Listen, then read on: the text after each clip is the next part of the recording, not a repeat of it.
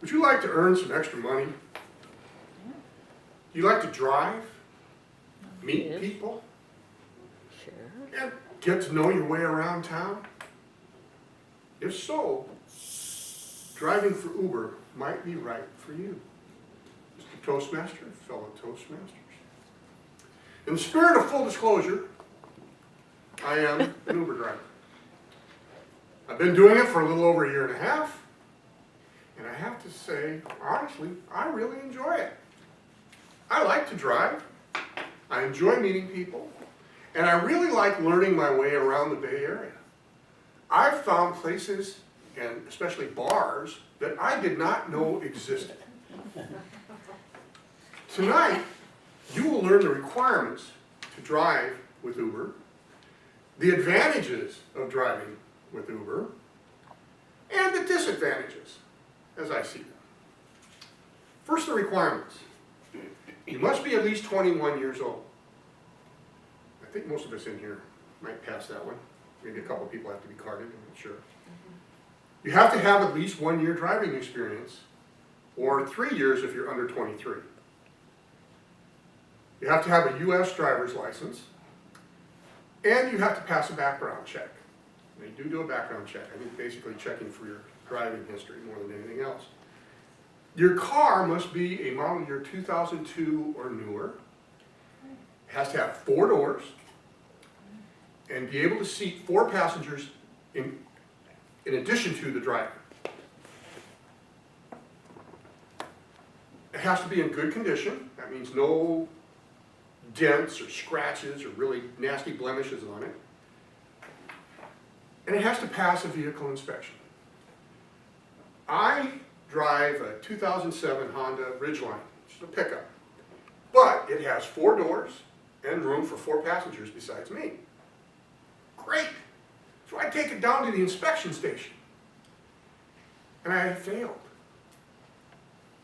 I totally forgot. I've got those little spider cracks in my windshield. And they found something underneath in the steering, some torn boots or something. I really don't know what it was. And they failed me. Well, the little spider thing I knew about, but the thing with the steering I didn't know about. So Uber kind of saved me there, because I would have never known. I've driven this car for 8, 9 years by the time this happened. It cost me almost $600 to get that fixed, but I would have never known if the Uber hadn't found it. And the cool thing was, Uber was offering an incentive for signing up of $600. So my first paycheck from Uber paid for the repair. Pretty cool.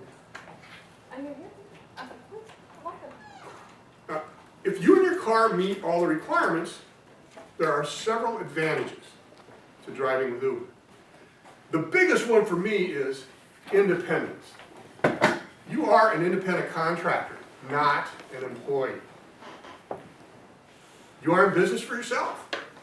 No one tells you when you have to be to work. No one tells you how long you have to work. You are in complete control. You are your own boss. I love that. Now, they do give you some incentives.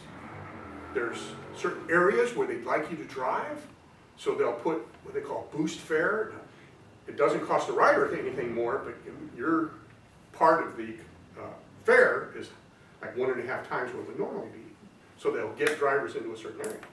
They also have what they call quest times, where if you drive a certain number of rides, say 4 a.m. Monday to 4 a.m. Friday, if you drive 20 rides, like it is this week for me, you get an extra $50 on top of my regular fares. Then for Friday, from 4 a.m. Friday to 4 a.m. Monday, it's another thing. A couple weeks ago, it was 55 rides, you got an extra $195. It's doable. I couldn't do it because I was busy on Friday night, so I couldn't get the full ridership in. But if you have the time, you can do it, and you can make good money. It's like owning a franchise, only you don't have to pay for it. You use the Uber name, you use the Uber platform, but you're in complete control. It's your business. Uber handles all the transactions for you between you and the rider. They set up the connections. They collect the money. It's all done through the Uber app. No money changes hands inside your car, so you can put a sign in the back that says driver carries no cash, he's married. Driver carries no cash, okay, never mind. You gotta explain it, it's not a good joke. And the neat thing is the drivers, or the riders are also screened. They have to have a credit card on file with Uber. So, and you get to rate your riders. They rate you, but you get to rate them too. So if you've got a really bad rider, you can rate them low. On a 5-star rating, you can give them 2, 3, 4 stars, whatever. If they get a low enough rating, they get kicked off the platform. They can't use Uber anymore. So it keeps the clientele at a little higher level. Uber collects the fares from the riders. They take their cut, which is about 25%, and you get the rest. It's deposited, direct deposit in my bank account every week. Woo-hoo. There's even a way you can cash out every day via a debit card if you want to. Now, I don't go really for debit cards, I just wait till it's deposited in my bank. If you want to get paid faster, they'll let you do that. Now you may be asking yourself, that sounds great, Doug. What could possibly be the disadvantages? Okay, there is some risk. You are an independent contractor, and some may think that's a disadvantage. As a contractor, there's no guarantees. There's no minimum wage. There's no sick leave, no vacation time. There's no taxes withheld, so you have to figure that in. You have to pay estimated taxes quarterly. You are responsible for all your expenses, your gas, your insurance, maintenance on your car. If you're used to being an employee, that can be a little scary. But you ask any business owner if there's any income guarantees, and they'll tell you there's none. When you go into business for yourself, there's no guarantees. You have to get out and hustle. So there is risk involved.